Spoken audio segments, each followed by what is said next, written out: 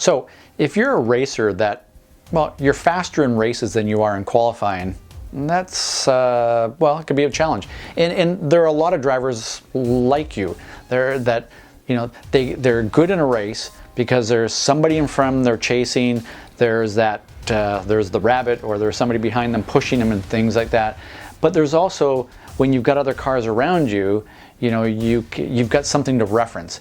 And the problem is that, if you're starting 11th because you're a bad qualifier, that's a challenge to get to the front, even if you're fast enough during a race to be at the front.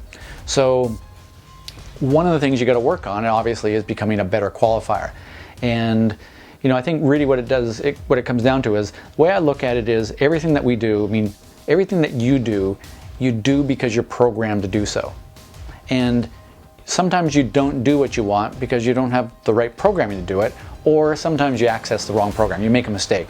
So if you think about it that way, if you can be fast in a race, you have the mental programming, you have the ability, you have all those skills, you have that mental programming to be fast.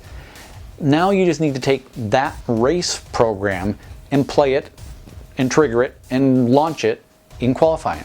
So really what you need to do is get to that point where, and you can use mental imagery to kind of reinforce that, where you actually kind of see yourself, feel yourself, hear yourself in your mind driving at the ragged edge at race pace, and you kind of go, that's my R1 mode, and you build this trigger around R1, race 1. That's your R1 mode, driving right at the limit.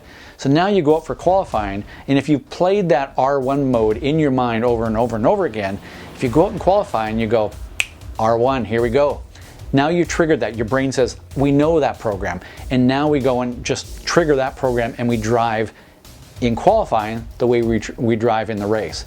So really what it comes down to, most times, it's your mental programming.